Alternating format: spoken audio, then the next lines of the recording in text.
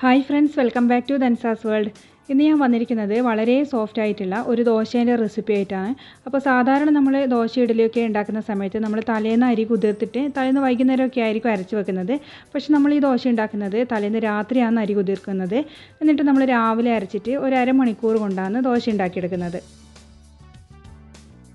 അപ്പോൾ നമ്മൾ ഈ ദോശ എന്ന് പറയുന്നത് നല്ല സോഫ്റ്റ് ആയിട്ടുള്ള ദോശയാണ്. അതുപോലെ തന്നെ നമുക്ക് നല്ല പേപ്പറിൻ്റെ പോലത്തെ ഒരു കനത്തിൽ തന്നെ പരത്തിയെടുക്കാൻ വേണ്ടി പറ്റുന്ന അടിപൊളിയായിട്ടുള്ള ദോശയാണ്. അപ്പോൾ നമുക്ക് ദോശ ഉണ്ടാക്കാൻ വേണ്ടിയിട്ട് തുടങ്ങാം. അപ്പോൾ അതിന് വേണ്ടിയിട്ട് ഞാനിവിടെ നമ്മൾ സാധാരണ ദോശയൊക്കെ ഉണ്ടാക്കുന്ന പോലെ തന്നെ അരിയും ഉഴുന്നും തന്നെയാണ് ഇതിന് വേണ്ടുന്നത്. പക്ഷേ നമ്മൾ ഈ അരിയും ഉഴുന്നൊക്കെ കുതിർക്കുമ്പോൾ ഒരു സൂത്രം ചെയ്യുന്നുണ്ട്. അതെന്താണെന്ന് നമുക്ക് നോക്കാം. അപ്പോൾ ഞാനിതാ ഇവിടെ ഒരു ഗ്ലാസ്സിൽ പച്ചരി എടുത്തിട്ടുണ്ട്. ഇത് ഞാൻ രാത്രിയാണ് കുതിർത്ത് വെക്കുന്നത്. പിന്നെ അതുപോലെ തന്നെ അതിൻ്റെ നേർപകുതിയിൽ ഉഴുന്നും നമുക്ക് വേണം.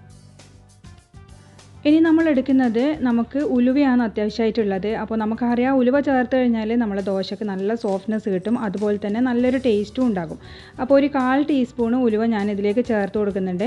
അപ്പോൾ നമ്മൾ ഈ ദോശ ഇഡലിയൊക്കെ ഉണ്ടാക്കുന്ന സമയത്ത് നമ്മൾ എടുക്കുന്ന ഉഴുന്ന് കുറച്ച് നല്ല മുഴുവനായിട്ടുള്ള ഉഴുന്ന് തന്നെ എടുക്കാൻ വേണ്ടിയിട്ട് ശ്രദ്ധിക്കുക.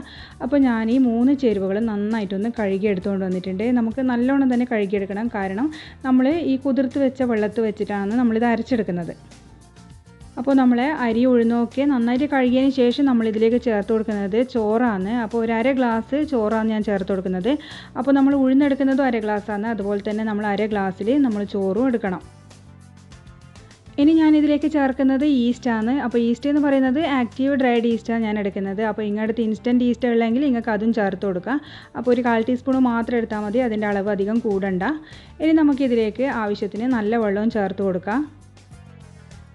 എന്നിട്ട് നന്നായിട്ടൊന്ന് മിക്സ് ചെയ്ത് കൊടുക്കണം. നമ്മൾ അരിയും ഉഴുന്നും ചോറും പിന്നെ നമ്മൾ ചേർത്ത ഈസ്റ്റും എല്ലാം ഒന്ന് നന്നായിട്ട് യോജിക്കുന്ന വിധത്തിലൊന്ന് മിക്സ് ചെയ്ത് കൊടുക്കുക.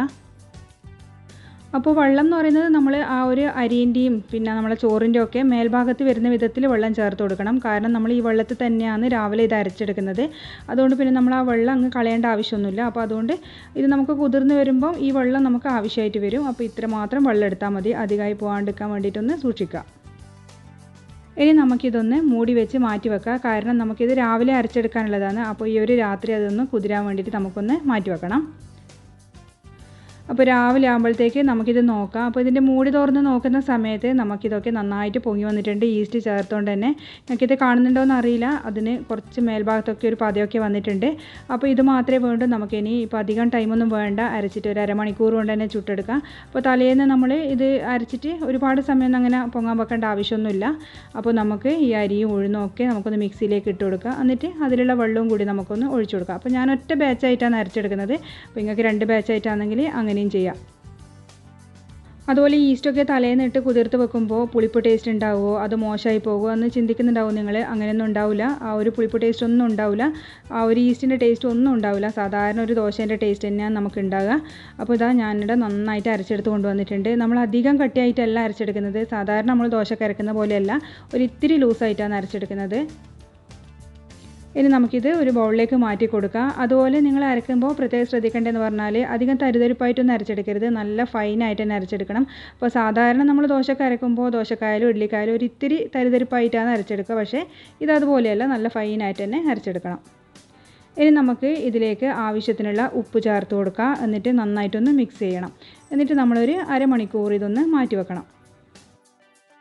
അതുപോലെ നിങ്ങൾക്ക് താല്പര്യം ഉണ്ടെങ്കിൽ ഒരിത്തിരി പഞ്ചസാര ഇതിലേക്ക് ചേർത്ത് കൊടുക്കുക. ഇത്തിരി എന്ന് പറഞ്ഞു കഴിഞ്ഞാൽ ഒരു 1/4 ടീസ്പൂൺ മാത്രം ചേർത്ത് കൊടുത്താൽ മതി. കാരണം നമ്മൾ ഈസ്റ്റ് ചേർത്തുകൊണ്ട് തന്നെ അതൊന്ന് ആക്റ്റീവായിട്ട് കിട്ടാൻ വേണ്ടിയിട്ടാണ് നമ്മൾ പഞ്ചസാര ചേർക്കുന്നത്. അത് താല്പര്യം ഉണ്ടെങ്കിൽ മാത്രം ചേർത്താൽ മതി. അപ്പോൾ ഞാനിവിടെ ചേർത്തിട്ടൊന്നുമില്ല. ഞാൻ ഉപ്പ് മാത്രമേ ചേർത്തിട്ടുള്ളൂ. എന്നിട്ട് നന്നായിട്ടൊന്ന് മിക്സ് ചെയ്ത് വെക്കുന്നുണ്ട്. അപ്പോൾ ഈ മാവ് ഇങ്ങനെ കൂട്ടി വെച്ചതിന് ശേഷം നിങ്ങൾക്ക് അടുപ്പിൻ്റെ അടുത്തോ അങ്ങനെ ഏതെങ്കിലും ചൂടുള്ള ഒരു സ്ഥലത്ത് കൊണ്ടുവച്ച് കഴിഞ്ഞാൽ തന്നെ ഒരു അരമണിക്കൂർ കൊണ്ട് നമുക്കിത് റെഡി ആയിട്ട് കിട്ടും. അപ്പോൾ ഞാനിത് സാധാരണ ഒരു പ്ലേസിൽ തന്നെയാണ് വെക്കുന്നത്. അടുപ്പിൻ്റെ അടുത്തൊന്നും വെക്കുന്നില്ല. അപ്പോൾ തണുപ്പൊക്കെയുള്ള സ്ഥലമാണെങ്കിൽ നിങ്ങൾക്ക് അടുപ്പിൻ്റെ അടുത്തേക്കൊന്ന് മാറ്റി വെച്ച് കഴിഞ്ഞാൽ തന്നെ നിങ്ങൾക്ക് വേഗം റെഡി ആയിട്ട് കിട്ടും. അപ്പോൾ ഒരു അരമണിക്കൂർ കഴിഞ്ഞിട്ടുണ്ട്. കണ്ടാൽ നമ്മുടെ മാവൊക്കെ നന്നായിട്ട് പൊങ്ങി വന്നിട്ടുണ്ട്. നല്ല റെഡി ആയിട്ടുണ്ട്. ഈ സമയം തന്നെ നമുക്ക് ദോശ ചുട്ടെടുക്കാൻ പറ്റും. ഇനി അധികം വെയിറ്റ് ചെയ്യേണ്ട ആവശ്യമൊന്നുമില്ല. നമുക്ക് ഈ മാവ് ഒന്നുകൂടി നന്നായിട്ടൊന്ന് മിക്സ് ചെയ്ത് കൊടുക്കാം. ഇത് വളരെ എളുപ്പത്തിൽ ഉണ്ടാക്കിയെടുക്കാൻ പറ്റുന്ന ഒരു റെസിപ്പിയാണ്. നിങ്ങൾ തലേന്ന് രാവിലെയൊക്കെ ഇങ്ങനെ അരിയും ഉഴുന്നൊക്കെ കുതിർക്കാൻ മറന്നു പോയിട്ടുണ്ടെങ്കിൽ രാത്രി ഒന്ന് പ്രത്യേകിച്ച് ഒന്ന് ഓർമ്മിച്ച് വെച്ചാൽ മതി. ആ ഒരു സമയത്ത് നിങ്ങൾക്ക് അരി ഇതുപോലെ കുതിർത്ത് വെച്ചിട്ട് രാവിലെ തന്നെ നിങ്ങൾക്ക് അരമണിക്കൂർ കൊണ്ട് തന്നെ ദോശ ഉണ്ടാക്കിയെടുക്കാൻ പറ്റും. അപ്പോൾ നമുക്കിനി ഓരോ ദോശയായിട്ട് ചുട്ടെടുക്കാം. അപ്പോൾ ഞാനിവിടെ ഇരുമ്പിൻ്റെ ദോശക്കല്ലാണ് വെച്ചിരിക്കുന്നത്. അപ്പോൾ അതിൽ എണ്ണ തടയിട്ടുണ്ടായിരുന്നു. ഇനി നമുക്ക് നല്ല പേപ്പറിൻ്റെ കനത്തിൽ തന്നെ നല്ല നേർങ്ങനെയുള്ള ദോശ നമുക്ക് ചുട്ടെടുക്കാം. അപ്പോൾ ദോശ പരത്തിയതിന് ശേഷം ഇതുപോലെ ബബിൾസൊക്കെ വരുന്ന സമയത്ത് നമുക്കിതൊന്ന് മൂടി വെച്ച് കൊടുക്കാം. അപ്പോൾ മൂടി വെച്ച് കൊടുക്കണം നിങ്ങൾക്ക് നിർബന്ധമൊന്നുമില്ല. നല്ല സോഫ്റ്റായിട്ട് കഴിക്കാൻ വേണ്ടിയിട്ടാണ് ഞാനിത് തിരിച്ചിടാത്തത്. അപ്പോൾ നിങ്ങൾക്ക് താല്പര്യം ഉണ്ടെങ്കിൽ ഇത് തിരിച്ചിട്ടിട്ട് നല്ല ക്രിസ്പി ആക്കിയിട്ട് എടുക്കാം. അപ്പോൾ ഇത് 1-2 മിനിറ്റ് കൊണ്ട് തന്നെ നമ്മൾ ദോശ ഇവിടെ റെഡി ആയിട്ടുണ്ട്. നമുക്കിനി ദോശക്കല്ലിൽ നിന്ന് മാറ്റി കൊടുക്കാം. അപ്പോൾ നല്ല സോഫ്റ്റ് ആയിട്ടുള്ള നല്ല പേപ്പറിൻ്റെ കനത്തിലുള്ള നല്ല അടിപൊളിയായിട്ടുള്ള ദോശയാണിത്. അപ്പോൾ അതുപോലെ പലർക്കുള്ള കംപ്ലയിൻ്റാണ് ദോശ പരത്തുന്ന സമയത്ത് നമുക്ക് ആ ദോശക്കല്ലിൽ നിന്ന് മാവൊക്കെ അങ്ങ് ഉരുണ്ട് പോകുന്നുള്ളത്.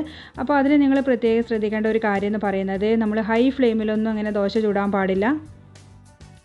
ഒരു മീഡിയം ഫ്ലെയിമിൽ മാത്രം നിങ്ങൾ തീ വെക്കാൻ പാടുള്ളൂ. അപ്പോൾ ആ ഒരു സമയത്ത് നമ്മുടെ കല്ല് നല്ലൊരു ചൂടാവണം. എന്നാലും ഒരു ഹൈ ഫ്ലെയിമിലൊക്കെ വെക്കുമ്പോഴാണ് നമുക്ക് ഈ ഒരു ദോശേൻ്റെ മാവൊക്കെ ഉരുണ്ട് പോകുന്ന ഒരു പ്രശ്നം വരുന്നത്. അപ്പോൾ നിങ്ങളൊരു മീഡിയം ഫ്ലെയിമിൽ നമ്മൾ പാൻ ഇങ്ങനെ ചൂടാക്കിയതിന് ശേഷം വെളിച്ചെണ്ണ പുരട്ടുക. എന്നിട്ട് അത് കല്ല് നന്നായിട്ട് ചൂടായെന്ന് തോന്നുന്ന സമയത്താണെങ്കിൽ നിങ്ങൾക്ക് അതിൽ കുറച്ച് വെള്ളം തളിച്ചു കൊടുത്താൽ മതി. അപ്പോൾ അത് നമുക്ക് ആ ഒരു ചൂടൊക്കെ ഒന്ന് അഡ്ജസ്റ്റ് ആയിട്ട് കിട്ടും. എന്നിട്ട് മാത്രം നമ്മൾ ദോശ പരത്തിയാൽ മതി. അതുപോലെ ഇരുമ്പിൻ്റെ ദോശക്കല്ലൊക്കെ ആകുമ്പോൾ എന്ന് പറയുമ്പോൾ നമ്മൾ ഒരു പ്രാവശ്യം ദോശ ചുട്ടതിന് ശേഷം നമ്മൾ അതിൽ എണ്ണ പുരട്ടി വെക്കണം.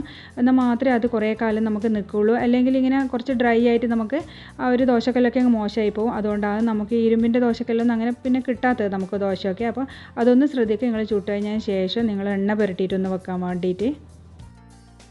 കണ്ടോ, പെട്ടെന്ന് തന്നെ നമ്മളിപ്പോൾ ഒരു 3-4 ദോശ ഉണ്ടാക്കി നല്ല പെർഫെക്റ്റ് ആയിട്ട് തന്നെ കിട്ടിയിട്ടുണ്ട് നമുക്ക് ഈ ദോശക്കല്ലിൽ നിന്ന്. അപ്പോൾ ഇതുപോലെയൊക്കെ നിങ്ങളൊന്ന് ചെയ്തെടുക്കാൻ നോക്കുക. അപ്പോൾ നിങ്ങൾക്ക് നല്ല അടിപൊളിയായിട്ടുള്ള ദോശ ഉണ്ടാക്കിയെടുക്കാൻ പറ്റും. അപ്പോൾ ഇതിന് നമ്മൾ സാമ്പാറായാലും ചട്നി ആയാലും നിങ്ങൾക്ക് അറിയാമല്ലോ ദോശേൻ്റെ ഇഡ്ഡലീൻ്റെ ഒക്കെ പെർഫെക്റ്റ് കോമ്പിനേഷൻ എന്താണെന്നുള്ളത്. അപ്പോൾ അതൊക്കെ കൂട്ടിയിട്ട് കഴിക്കുക. അപ്പോൾ വളരെ പെട്ടെന്ന് ഉണ്ടാക്കിയെടുക്കാൻ പറ്റുന്ന റെസിപ്പി അല്ലേ. അപ്പോൾ ഞാനിതാ ഇവിടെ എല്ലാ ദോശയും ഞാൻ ചുട്ടെടുത്ത് വെച്ചിട്ടുണ്ട്. എല്ലാം ഇതുപോലെ നിങ്ങൾക്ക് ചുട്ട് വെച്ചിട്ട് വേണമെങ്കിൽ കഴിക്കാം. അല്ലെങ്കിൽ ഓരോ ദോശയായിട്ട് അങ്ങനെ ചുടുന്ന സമയത്ത് കഴിക്കാം. അപ്പോൾ ചൂടോടെയൊക്കെ വേണമെന്നുണ്ടെങ്കിൽ ആ ഒരു ചുടുന്ന സമയത്ത് തന്നെ നിങ്ങൾക്ക് കഴിക്കാം. അപ്പോൾ ഇതുപോലെയൊക്കെ ആക്കി വെക്കുമ്പോൾ എന്ന് പറയുമ്പോൾ നല്ല സോഫ്റ്റ് ആയിരിക്കും ദോശ. കണ്ടില്ലേ, നമ്മൾ തൊടുമ്പം തന്നെ അത്രയും നല്ല സോഫ്റ്റ് ആയിട്ടുള്ള നല്ല പേപ്പറിൻ്റെ ഒക്കെ കനത്തിലുള്ള അത്രയും നല്ല സോഫ്റ്റ് ആയിട്ടുള്ള ടേസ്റ്റി ആയിട്ടുള്ള ഒരു ദോശയായത്. അതുപോലെ ദോശ ഇഡ്ഡലിയൊക്കെ ഉണ്ടാക്കുന്ന സമയത്ത് എന്ന് പറയുമ്പോൾ പ്രത്യേകിച്ച് ശ്രദ്ധിക്കേണ്ട കാര്യം എന്ന് പറയുന്നത് അത് നമ്മളെടുക്കുന്ന അരിൻ്റെയും ഉഴുന്നിൻ്റെയും ഒക്കെ അളവിൻ്റെ പ്രത്യേകതയാണ്. അപ്പോൾ 1 ഗ്ലാസ്സാണ് അരി എടുക്കുന്നുണ്ടെങ്കിൽ അതിന് നേർപകുതി തന്നെ ഉഴുന്നെടുക്കാൻ വേണ്ടി ശ്രദ്ധിക്കുക. പിന്നെ പ്രത്യേകിച്ച് നമ്മൾ ചോറും ആ ഒരു അളവ് തന്നെ ചേർക്കണം. ഉഴുന്ന് എത്രത്തോളം എടുക്കുന്നോ അത്രയും അളവിൽ നമ്മൾ ചോറെടുക്കണം. അതുപോലെ നമ്മൾ ഈ കുത്തരീൻ്റെ ഒക്കെ ചോറെടുക്കുമ്പോഴാണ് നമുക്ക് ദോശ ഇഡ്ഡലിയൊക്കെ നന്നാവുന്നത്. പിന്നെ അതുപോലെ കുറച്ച് ഉലുവയൊക്കെ ചേർത്ത് കഴിഞ്ഞ് കഴിഞ്ഞാൽ നല്ലൊരു സ്വാദ് ഉണ്ടാവും നമ്മുടെ ദോശക്കും ഇഡ്ഡലിക്കും ഒക്കെ. അപ്പോൾ എല്ലാവരും ഇത് കണ്ടിട്ട് പോയിട്ട് ദോശ ഉണ്ടാക്കി നോക്കുക. എന്നിട്ട് കമൻറ്റ് ബോക്സിൽ നിങ്ങളുടെ അഭിപ്രായങ്ങളൊക്കെ ഒന്ന് അറിയിക്കുക. ഇനി അടുത്ത വീഡിയോയിൽ നമുക്ക് പുതിയൊരു റെസിപ്പിയുമായിട്ട് കാണാം. താങ്ക്